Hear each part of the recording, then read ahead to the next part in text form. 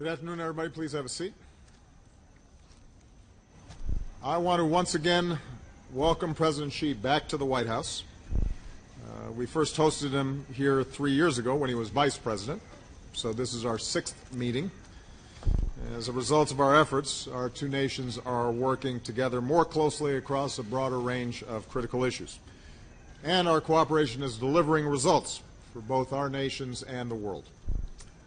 Since I took office, American exports to China have nearly doubled and now support nearly 1 million American jobs. Chinese investment in the United States helps support jobs across our country. We partner to address global challenges, whether it's promoting nuclear security, combating piracy off the Horn of Africa, encouraging development and reconciliation in Afghanistan, and helping to end the Ebola epidemic in West Africa. The historic climate change announcements that we made last year in Beijing have encouraged other countries to step up as well, increasing the prospects for a stronger global agreement this year. And as a member of the P5+1, China was critical to both the sanctions regime that brought Iran to the negotiating table and to the talks that produced the comprehensive deal to prevent Iran from obtaining a nuclear weapon. So greater prosperity and greater security. That's what American and Chinese cooperation can deliver. And that's why I want to say again, the United States welcomes the rise of a China that is peaceful, stable, prosperous, and a responsible player in global affairs. And I'm committed to expanding our cooperation, even as we address disagreements candidly and constructively. That's what President Xi and I have done on this visit, during our working dinner last night and our meetings today. Let me mention some specifics. First, with respect to our economic relationship, we agreed to step up our work toward a high-standard bilateral investment treaty that would help level the playing field for American companies. We've committed ourselves to a set of principles for trade and information technologies, including protection of innovation and intellectual property. President Xi discussed his commitment to accelerate market reforms, avoid devaluing China's currency, and have China play a greater role in upholding the rules-based system that underpins the global economy, all of which are steps we very much support. I raised once again our very serious concerns about growing cyber threats to American companies and American citizens. I indicated that it has to stop. The United States government does not engage in cyber economic espionage for commercial gain. And today, I can announce that our two countries have reached a common understanding on the way forward. We've agreed that neither the U.S. or the Chinese government will conduct or knowingly support cyber-enabled theft of intellectual property, including trade secrets or other confidential business information for commercial advantage. In addition, we'll work together and with other nations to promote international rules of the road for appropriate conduct in cyberspace. So this is progress, but I have to insist that our work is not yet done. I believe we can expand our cooperation in this area, even as the United States will continue to use all of the tools at our disposal to protect American companies, citizens, and interests. Second, I'm pleased that we're building on last year's climate commitments. Last month, I issued our Clean Power Plan to help reduce America's carbon emissions. Today, I want to commend China for announcing that it will begin a national market-based cap-and-trade system to limit emissions from some of its largest sectors. Last year, I announced our pledge of $3 billion to the Green Climate Fund to help developing nations deal with climate change. Today, I welcome China's major commitment of climate finance for the most vulnerable countries as well.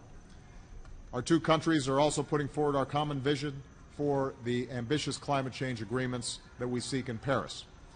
When the world's two largest economies, energy consumers, and carbon emitters come together like this, then there's no reason for other countries, whether developed or developing, to not do so as well. And so this is another major step towards the global agreement the world needs to reach in 2 months' time. Third, with respect to security in the Asia-Pacific, we agreed to new channels of communication to reduce the risks of miscalculations between our militaries. The United States and China have reaffirmed our commitment to the complete and verifiable denuclearization of the Korean Peninsula in a peaceful manner. We demand the full implementation of all relevant UN Security Council resolutions, and we will not accept North Korea as a nuclear weapons state. We did have candid discussions on the East and South China Seas, and I reiterated the right of all countries to freedom of navigation and overflight and to unimpeded commerce. As such, I indicated that the United States will continue to sail, fly, and operate anywhere that international law allows. I conveyed to President Xi our significant concerns over land reclamation, construction, and the militarization of disputed areas, which makes it harder for countries in the region to resolve disagreements peacefully. And I encouraged a resolution between claimants in these areas. We are not a claimant. We just want to make sure that the rules of the road are upheld. I reiterated my strong commitment as well to our One China policy based on the 3 joint communiques and the Taiwan Relations Act. Fourth, we've agreed to do more to promote international security. At the United Nations in the coming days, the U.S. and China will bring countries together to promote development in Afghanistan, and will work with our many partners to strengthen international peacekeeping.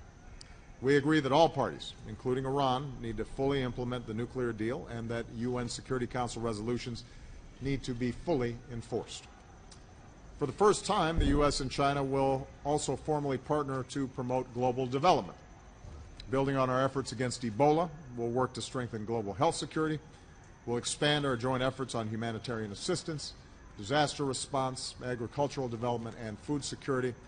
And given China's success in lifting hundreds of millions of people out of poverty, which is one of the most remarkable achievements in human history, we will help rally the world this weekend around new development goals, including our goal to end extreme poverty. Fifth, we had a frank discussion about human rights, as we have in the past, and I again affirmed America's unwavering support for the human rights and fundamental freedoms of all people, including freedom of assembly and expression, freedom of the press, and freedom of religion. And I expressed in candid terms our strong view that preventing journalists, lawyers, NGOs, and civil society groups from operating freely or closing churches and denying ethnic minorities equal treatment are all problematic in our view and actually prevent China and its people from realizing its full potential.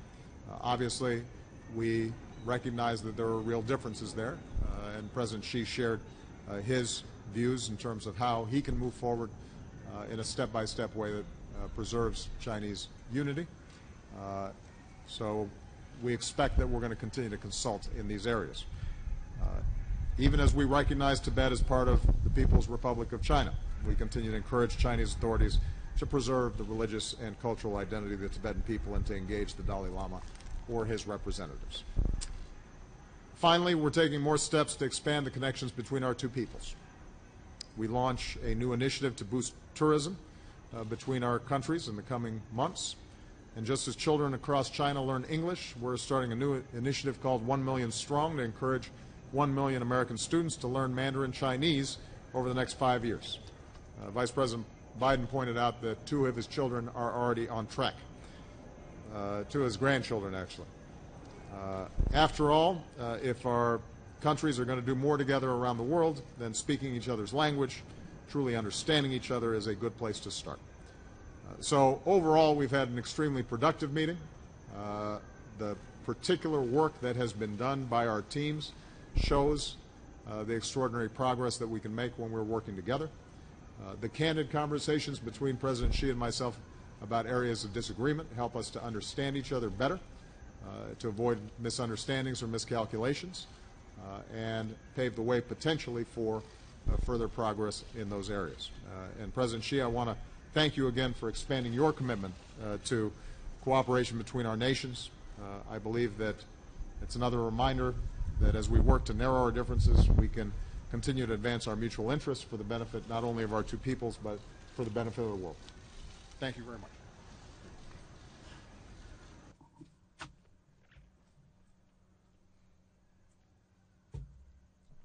尊敬的奥巴马总统， President Obama, 各位记者朋友， dear friends from the press, 女士们、先生们、朋友们， ladies and 大 gentlemen, 家上午 dear 好。 friends, good morning.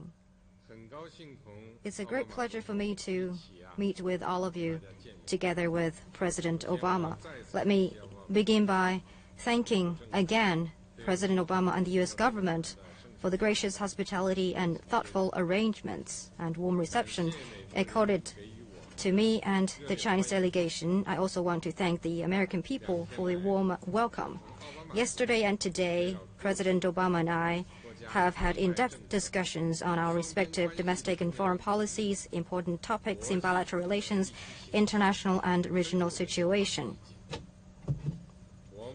Our meetings are constructive and productive, and we have reached extensive and important consensus. During the discussions, President Obama shared with me the domestic agenda and foreign policy priorities that he has been working on, and I congratulated him on the progress that he has made in those areas. I appreciate President Obama's reaffirmation to me that the United States welcomes the rise of a peaceful, stable, and prosperous China.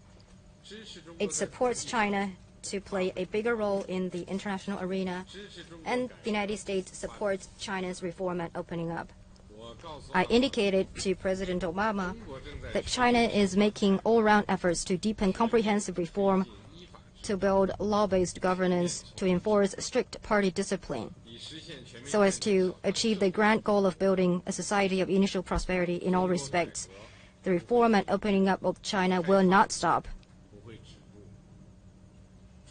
China is firmly committed to the path of peaceful development. It is committed to growing friendship and cooperative relations with all countries in the world. To work with the United States to build the new model of major country relationship without conflict, without confrontation, with mutual respect and win-win cooperation is a priority in China's foreign policy.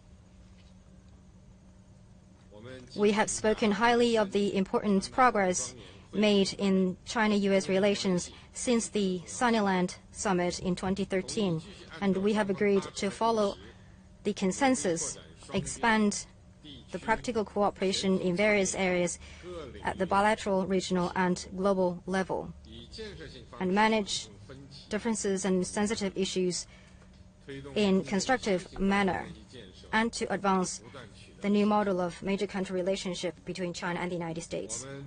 We have agreed to deepen the practical cooperation in various areas at the bilateral scope. This includes, we have agreed to vigorously push forward the bilateral investment treaty negotiation, speed up the pace of the work so as to achieve a high standard and balanced agreement. We will expand the mutually beneficial cooperation in energy, environmental protection, science and technology, aviation, infrastructure, agriculture, health, and other areas. The two governments and relevant agencies have signed many cooperation agreements, and our businesses have signed a series of commercial contracts. China and the United States are highly complementary economically, and there is huge potential for further cooperation. For the United States to recognize China's market economy status and ease export control on civilian high-tech items, it will help expand the mutually beneficial cooperation between the two countries. We have also had in-depth discussion on the current international economic and financial situation. We have agreed to step up macroeconomic policy coordination and jointly promote global economic growth and financial stability. To this end, we have established the mechanism on regular phone conversation on economic affairs between China and the United States, which will be led by Vice Premier Wang Yang of China and Secretary of Treasury Jacob Lew. They will stay in close communication on respective and global major economic issues. We will also step up cooperation within G20, the World Bank, IMF, and other multilateral mechanisms. I appreciate the U.S. supporting, including the RMB, into the IMF special drawing rights when certain standards of the IMF are met. And I also appreciate the U.S. commitment to implement the IMF quota and governance structure reform plan adopted at the G20 summit in 2010 at an early date. We have fully affirmed the new progress made in the confidence-building mechanisms between the two militaries. We have agreed to step up exchanges and policy dialogues between the two militaries at all levels, hold more joint exercises and training. We believe that terrorism is the common enemy of mankind, and we have agreed to step up multilateral and bilateral counterterrorism cooperation. We have decided to increase communication and cooperation on counter-piracy, humanitarian assistance, and disaster reduction and international peacekeeping operation, and also anti-cooperation, law enforcement cooperation to jointly fight against all kinds of transnational corruption crimes. We have in-depth discussion on the situation of the Asia-Pacific, and we believe that China and the United States have extensive common interests in this region, and we should continue to deepen dialogue and cooperation on regional affairs and work together to promote active interactions and inclusive cooperation in the Asia-Pacific and work with countries in the Asia-Pacific to promote peace, stability, and prosperity in this region. China is committed to the path of peaceful development and a neighboring foreign policy characterized by good neighborliness and partnership with our neighbors. Islands in the South China Sea since ancient times are China's territory. We have the right to uphold our own territorial sovereignty and lawful and legitimate maritime rights and interests. We are committed to maintaining peace and stability in the South China Sea, managing differences and disputes through dialogue, and addressing disputes through negotiation, consultation, and peaceful manner, and exploring ways to achieve mutual benefit through cooperation.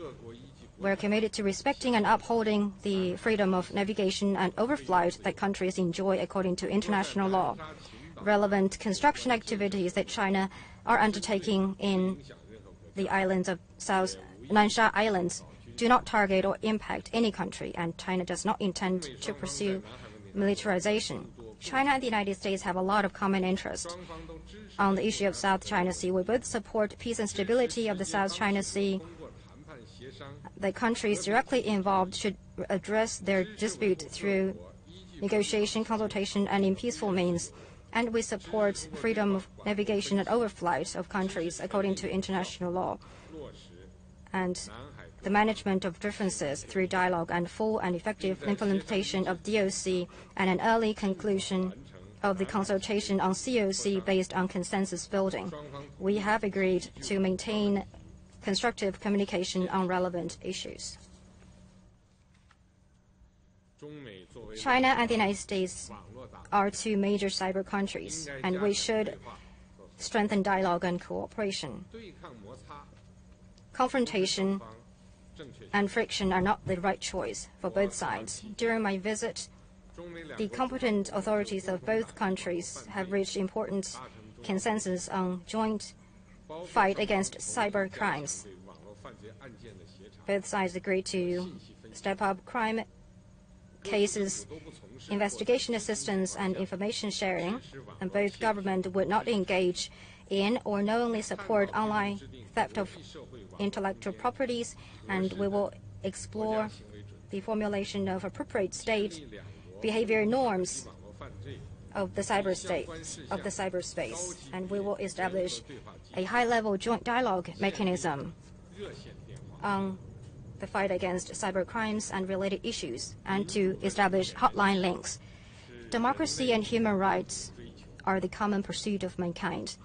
At the same time, we must recognize that countries have different historical processes and realities, that we need to respect people of all countries' rights to choose their own development path independently.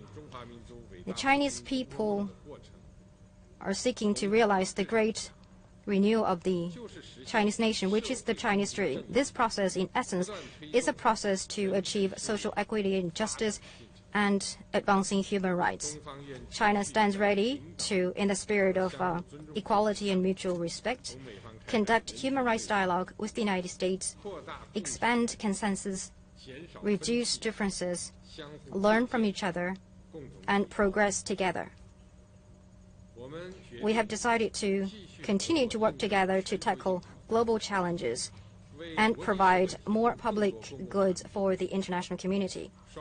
We again issued a joint announcement on climate change. We have agreed to expand bilateral practical cooperation, strengthen coordination in multilateral negotiation, and work together to push the Paris Climate Change Conference to produce important progress. We have signed China-US Development Cooperation MOU, and we have agreed to expand trilateral cooperation in Asia, Africa, and other regions in terms of food security, public health system establishment, emergency response, and disaster reduction. And we will maintain communication and coordination in implementing the post-2015 development agenda, promote a more equitable and balanced global development partnership, and help developing countries to achieve common development. We have agreed to firmly uphold the international nuclear non-proliferation regime. President Obama and I welcome the comprehensive joint plan of action reached by relevant parties regarding the Iranian nuclear issue. We reaffirm that all relevant parties should undertake to implement the agreement fully and work together to implement all relevant United Nations Security Council resolutions. We reaffirm our commitment to realize the complete and verifiable denuclearization of the Korean Peninsula in peaceful way. And we oppose any action that might cause tension in the Korean Peninsula or violate UN Security Council resolution. We believe that the September the 19th joint statement of the six-party talks and relevant UN Security Council resolutions should be implemented in full. And all relevant parties should work together to firmly advance the denuclearization process of the Korean Peninsula and maintain peace and stability, so as to achieve enduring peace and stability in Northeast Asia. The friendship between the two peoples is the most reliable foundation for long-term and stable development of China-US relations, and we should endeavor to solidify this important foundation. We have decided to make 2016 a year of tourism for China and the United States. In the next 3 years, we will fund a total of 50,000 students to study in each other's countries. We also welcome the United States' decision to extend the 100,000-strong initiative from universities to elementary and secondary schools, and by 2020, 1 million American students will learn Mandarin. The door of friendship of China will continue to be open to the American people. I also hope that the Chinese people could come to the United States for holidays or visits more easily and conveniently. Mr. President, with 36 years of development, the interests of China and the United States are deeply interconnected, and we have greater responsibilities for world peace and human progress. There are broader areas that the two sides should and can work together. The Chinese side stands ready to work with the United States to uphold a spirit of perseverance and advance bilateral relations, to seek further progress to the better benefits of the Chinese and American people and the people in the world. Thank you. Okay, we're going to take a few questions. We're going to start with Margaret Talley, Bloomberg. Thank you, Mr. President. President Obama and President Xi, I'd like to talk to you about cyber. If I am an American business and I'm being hacked by Chinese pirates who are trying to steal my intellectual property, what firm assurances can you give us today that things are going to get better, and when? President Obama, are you satisfied enough about the steps that China is taking to hold off on imposing any new sanctions to this end, or what do you still need to see? And President Xi, could we expect prosecutions of Chinese people and organizations who have hacked American businesses? And if the U.S. did sanction anyone in China, would you respond with sanctions? Also, everyone will kill me if I don't ask. What is your reaction to House Speaker John Boehner's decision to resign? Will this make life better or worse for you? Are you concerned it will make it more difficult to avoid a government shutdown or raise the debt limit? And do you think Boehner could just waive the rules and get immigration reform through before he leaves? Thank you. I'll take them in order. With respect to cyber, this has been a serious discussion between myself and President Xi since we first met in Sunnyland. And the good news from my perspective is that in the lead up to and then finalized during our meetings here today, we have, I think, made significant progress in agreeing to how our law enforcement and investigators are going to work together, how we're going to exchange information, how we are going to go after individuals or entities who are engaging in cyber crimes or cyber attacks. And we have jointly affirmed the principle that governments don't engage in cyber espionage for commercial gain against companies. That all I consider to be progress. What I've said to President Xi and what I'd say to the American people is the question now is, are words followed by actions? And we will be watching carefully to make an assessment as to whether progress has been made in this area. With respect to the various tools that we have to go after those who are attacking our companies or trying to extract trade secrets or data, we have traditional law enforcement tools, but as I indicated a while back through executive action, I've also instituted the ability to impose sanctions on individuals or entities where we have proof that they've gone after U.S. companies or U.S. persons.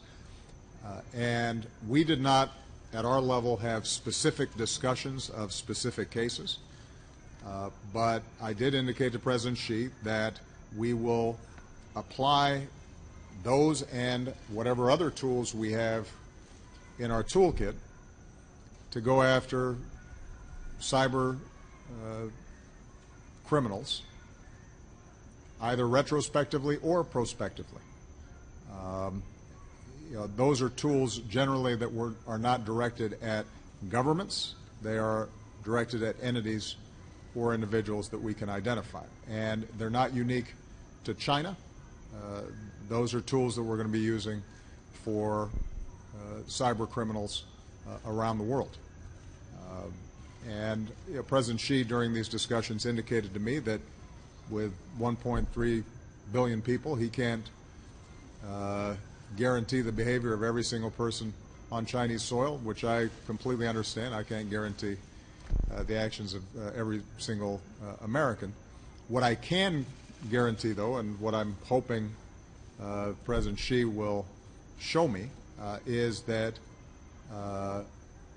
we are not sponsoring these activities, and that when it comes to our attention that non-governmental entities or individuals are engaging in this stuff, that we take it seriously and we're cooperating to enforce the law.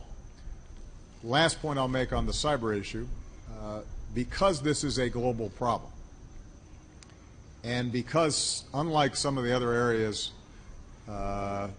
of international cooperation, the rules in this area are not well developed. I think it's going to be very important for the United States and China working with other nations and the United Nations and other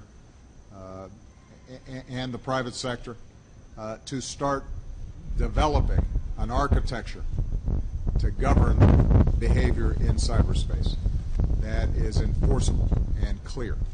It doesn't mean that we're going to prevent every cybercrime, but it does start to serve as a template whereby countries know what the rules are, they're held accountable, and we're able to jointly go after non-state actors in this area. On John Boehner, I just heard the news as I was coming out of the meeting here, so it took me by surprise, and I took the time prior to this press conference to call John directly and talk to him.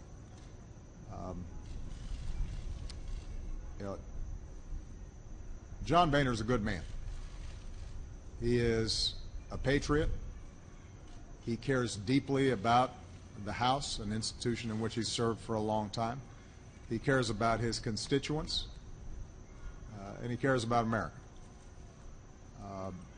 We have obviously had a lot of disagreements, and politically we're at different ends of the spectrum.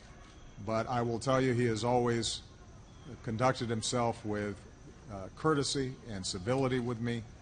He has kept his word when he made a commitment. He is somebody who has been gracious, and I think maybe most importantly, he's somebody who understands that in government, in governance, you don't get 100% of what you want, but you have to work with people who you disagree with, sometimes strongly, in order to do the people's business. I'm not going to prejudge who the next speaker will be. That's something that will have to be worked through in the House. And I will certainly reach out immediately to whoever who is the new speaker to see what his or her ideas are and how we can make progress in the important issues that America faces.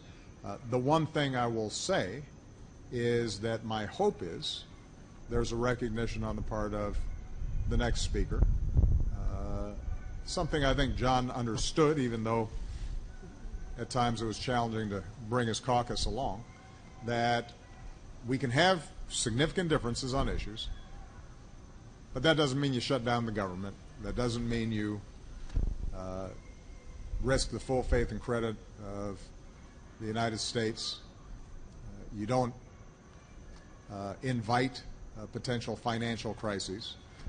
You build roads and pass transportation bills, and you do the basic work of governance that ensures that our military is operating and that our national parks are open and that our kids are learning. And there's no weakness in that. That's what government is in our democracy. You don't get what you want 100% of the time. And so sometimes you take half a loaf, sometimes you take a quarter loaf.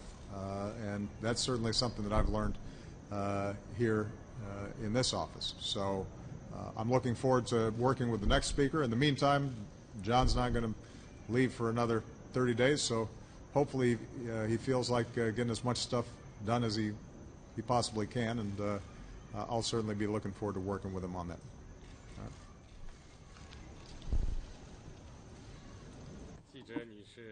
Madam reporter has raised the cybersecurity issue.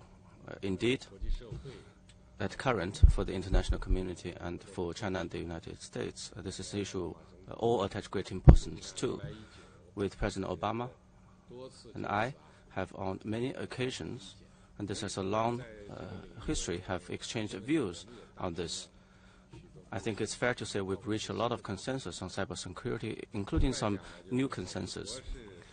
Overall, the United States is the strongest country in terms of cyber strength. China is the world's biggest cyber country in terms of the number of web users. We have more than 600 million of netizens. Our two sides should cooperate, because cooperation will benefit both and confrontation will lead to losses on both sides. We are entirely able to carry out government departments and expert levels of dialogue and exchanges to strengthen up cooperation in many respects and turn the cybersecurity between the two countries into a new growth source rather than a point of confrontation between the two sides. China strongly opposes and combats the theft of commercial secrets and other kinds of hacking attacks. The U.S. side, if has concerns in this respect, we can, through the existing channels, express those concerns. The Chinese side will take seriously the U.S. provision of any information. Now, we have already, and in the future, we will still, through the law enforcement authorities maintain communication and coordination on this matter and appropriately address them. So all in all, we have broad common interests in the field of the cyber,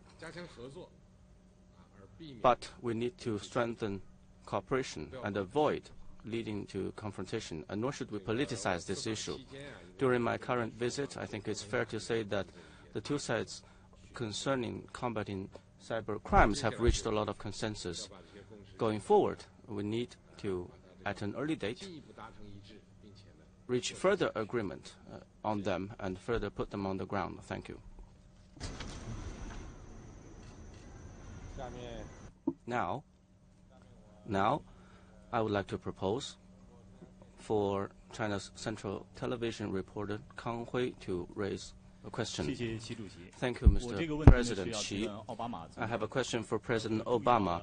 I have noticed that last night, during a meeting with President Xi Jinping, as well as at the welcoming ceremony this morning and just recently made remarks, you've indicated that the U.S. welcomes the rise of a peace, stable, and prosperous China and supports the China to play a bigger role on the international stage. Would you please elaborate that for your office so far, what have you done to enable the reaching this target? And we are more interested that for the remainders of the office, what will you do still further to reach that goal? Thank you. Well, first of all, I think that the United States has provided a platform in the post-World War II era in which the Asia region has been able to stabilize and the conditions in which China was able to grow so rapidly were maintained. And we're very proud of the work that we did after World War II to help rebuild both Asia and Europe, to help establish the international norms and rules that facilitated growing global trade and connections and travel and interactions, and to help maintain the peace. Since I've been president, my goal has been to consistently engage with China in a way that is constructive, to manage our differences and to maximize opportunities for cooperation. And I've repeatedly said that I believe it is in the interests of the United States to see China grow, to pull people out of poverty, to expand its markets. Because a successful and stable and peaceful China can then serve as an effective partner with us on a range of international challenges. Last night during our discussions, I mentioned to President Xi that as powerful as the United States is, the nature of the biggest challenges we face, things like climate change or terrorism or pandemic or refugees, those are not issues that any one nation alone can solve. And we recognize, because of our strength and the size of our economy and the excellence of our military, that we can play a special role and carry a larger burden, but we can't do it alone. China, despite its size, still has development challenges of its own, so it can't solve these problems alone. We've got to work together. We've got to cooperate. And I think that can happen, as long as we continue to recognize that there's a difference between friendly competition, which we have with some of our closest friends and allies like Great Britain or Germany, and competition that tilts the playing field unfairly in one direction or another. That's typically where tensions between our countries arise, is our desire to uphold international norms and rules. even as we recognize that we need to update some of these international institutions to reflect China's growth and strength and power. So President Xi mentioned IMF reform, quota reform. That's an area where we fully support and want to implement a greater voice and vote for China in that institution, reflective of its strength. The same will be true when we go up to the United Nations on peacekeeping initiatives. China's able to project its capabilities in a way that can be extremely helpful in reducing conflict.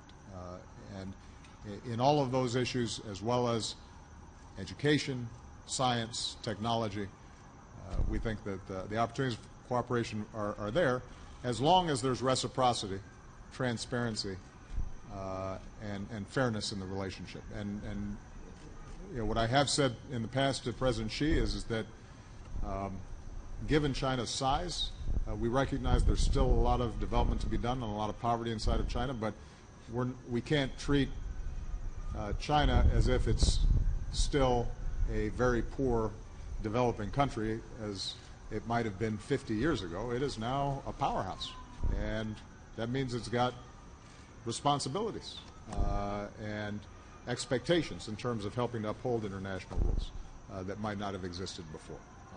And that is something China should welcome. That's part of the deal of being on the world stage when you're a big country, is you've got more to do. My gray hair testifies to that. Julie Davis. Thank you, Mr. President. Yeah. I know you said you didn't want to prejudge the next speaker, but I wonder if you could tell us what Speaker Boehner's resignation today tells you about the Republican Party and your ability to work with Congress in the remainder of your term, particularly since it's coming at a time when you're trying to negotiate to avert a government shutdown. Does this make that easier or harder? And do you think that you'll be able to move forward with the Congress on priorities like the budget, Planned Parenthood, and immigration that you weren't able to address with Speaker Boehner in his position? And for President Xi, you've experienced an economic downturn in your country with a stock market crisis, and investors globally have been concerned about some of the actions you've taken to intervene in the stock market and with the currency exchange rate. I wonder if you could say what you told President Obama or what you can say today to restore confidence that these interventions will not have spillover effects into the global economy in the future. Thank you. Well, Julie, I meant what I said. I'm not going to prejudge how I'll be able to work with the next speaker, because I don't know who the next speaker is. And I suspect that there's going to be a lot of debate inside the Republican caucus about who they want to lead them and in what direction. It's not as if there's been a multitude of areas where the House Republican caucus has sought cooperation previously. So I don't necessarily think that there's going to be a big shift. I do think that Speaker Boehner sometimes had a tough position because there were members in his caucus who saw compromise of any sort as weakness or betrayal. And when you have divided government, when you have a democracy, compromise is necessary. And I think Speaker Boehner sometimes had difficulty persuading members of his caucus that. Hopefully, they've learned some lessons from 2011. The last time that they sought to introduce a non-budget item into the budget discussions. At that time, it was Obamacare, and they were going to shut down the government for that purpose. It ended up really hurting the economy, slowing it down, and caused a lot of hardship and a lot of problems for a lot of people. Because it turns out, actually, government provides a lot of vital services. Our military provides us protection. Our agencies keep our air clean and our water clean, and our people every single day are helping to respond to emergencies and helping families get Social Security checks and helping them, deal with an ailing parent. And when you insist that unless I get my way on this one particular issue, I'm going to shut down all those services. And, by the way, leave a whole lot of really hard-working people without paychecks. That doesn't just hurt the economy, that hurts, in the abstract, it hurts particular families. And as I recall, it wasn't particularly good for the reputation of the Republican Party either. So hopefully, some lessons will be drawn there. I expect we'll continue to have significant fights around issues like Planned Parenthood and significant fights around issues like immigration. But perhaps the visit by the Holy Father to Congress may have changed hearts and minds. I know that Speaker Boehner was deeply moved by his encounter with Pope Francis. I want to congratulate him, by the way, on facilitating that historic visit. I know it meant a lot to John and his family. And I would just ask members to really reflect on what His Holiness said, not in the particulars, but in the general proposition that we should be open to each other, we should not demonize each other, we should not assume that we have a monopoly on the truth or on what's right, that we listen to each other and show each other respect, and that we show regard for the most vulnerable in our society. It's not a particularly political message, but I think it's a good one. At a moment when, in our politics so often, the only way you get on the news is if you're really rude or you say really obnoxious things about people, or you insist that other people's points of views are demonic and evil and leave no room at all for the possibilities of compromise. I'd like to think that that spirit will continue to permeate Washington for some time to come. And I know that in his heart, that's who John Boehner was. It was sometimes hard to execute. But he's, as I said, he was a good man and a reasonable man. And he's going to be around for a while. And I hope that we can get some things done before he steps down.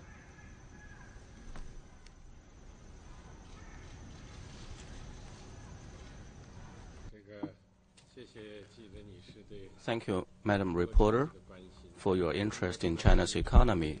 China is now committed to improving the marketized renminbi exchange rate formation regime. Since 2005, we adopted the exchange rate reform. By June this year, the renminbi has risen in value by more than 35% with the US dollars last month. In fact, we are continuing to make reforms to the renminbi exchange rate central parity quotation regime that increased the intensity for the market to determine the exchange rate of renminbi. Due to the influence of factors such as the previous strengthening of the US dollar and a somewhat turbulence on the financial market, the renminbi exchange rate after reform has experienced a certain degree of fluctuation. However, there is no basis for the RMB to have a devaluation in the long run. At present, the exchange rate between renminbi and US dollars is moving towards stability. Going forward, China will further improve the marketization and formation regime of renminbi exchange rate, maintain the normal fluctuation of the exchange rate, and maintain the basic stability of renminbi at an adaptive and equilibrium level. At present, China is also under increasing pressure of economic downturn and some fluctuations on the stock market. Challenges and difficulties have obviously increased. But what we are taking is proactive fiscal policy and prudent monetary policy. And we describe them as measures to stabilize growth, promote reform, restructuring, promote people's livelihood, and fend off risks. By comprehensively taking measures, we managed to maintain a 7% of growth rate in the first half of this year. Last year, we achieved a 7.3% of growth rate. And compared with the aggregate economic strength, the absolute increase of the economy is equivalent to the size of a middle-sized economy. So for the first half of this year, our growth rate is 7%. And for the whole year, I think is expected at the same level. The Chinese economy maintaining a mid to high growth of rate. This is a fundamental that has not changed because we are equipped with several conditions. First of all, our people's income are still at a middle income period. When countries are developing, this is a period where there will be further development. At present, our per capita GDP only stands at $700-800, and that is very much behind the United States. There is a big room for ascendancy and for increase. And we are now doing what we call as the four reforms or the four processes, which is informatization, a new type of industrialization, urbanization, and the agricultural modernization. Take the urbanization as an example. Every year, it will increase by 2%. Now, our urbanization ratio is 53%, and it is expected to grow by 2%, and that is equivalent to something like 10 million people moving from rural areas to the urban areas. At the same time, we also should not let the rural areas be backward. We need to develop the rural areas through the Internet Plus and other policies. Our industrialization and our urbanization will have a frog leap development. Now, the Chinese economy tuning to a slower growth rate and turning it from a speed-based growth to quality-based growth, and we are moving from an export-driven and investment-driven economy into an economy driven by expanded consumption and domestic demand. We call this as a new normal of the Chinese economy, and I'm confident that going forward, China will surely, for all of us, for everybody, provide a healthy growth that strengthens confidence.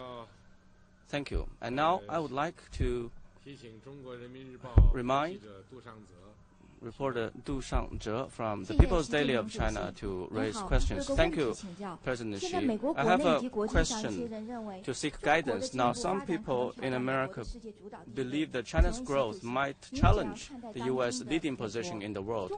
My question for President Xi is, what is your view on the current United States, and what is China's U.S. policy? Thank you. Thank you.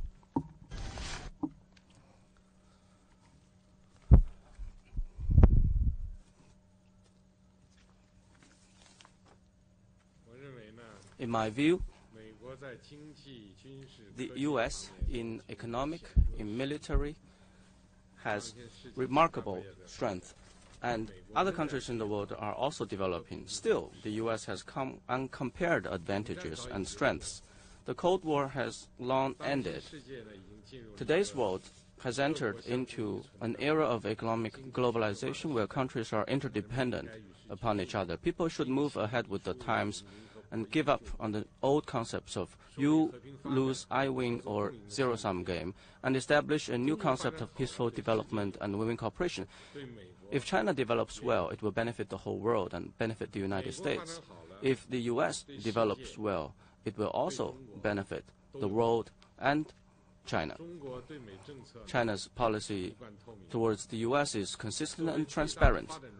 As the world's biggest developing country and biggest developed countries, and as the world's two biggest economies, our two sides have broad and common interests on world peace and human progress and shoulder important and common responsibilities. Although our two sides also have certain differences, but the common interests of the two countries far outweigh those differences. It is also my sincere hope that the two sides of China and the U.S. will proceed from the fundamental interests of the two peoples and world people, make joint efforts to build a new model of major country relations between two countries and realize non-conflict, non-confrontation, mutual respect, and cooperation. That should serve as a direction where both sides should strive unswervingly. China is the current international systems builder, contributor, and developer and participant and also beneficiary. We are willing to work with all other countries to firmly defend the fruits of victory of the Second World War and the existing international system UN centered on the UN, and at the same time promote them to develop in a more just and equitable direction. China has raised the One Belt, One Road initiative and proposed to establish the AIIB, etc. And all of their aims are to expand mutually beneficial cooperation with other countries and realize common development. These initiatives are open, transparent, inclusive. They are consistent and serving the interests of the U.S. and other countries' interests, and we welcome the U.S. and other parties to actively participate in them. Thank you.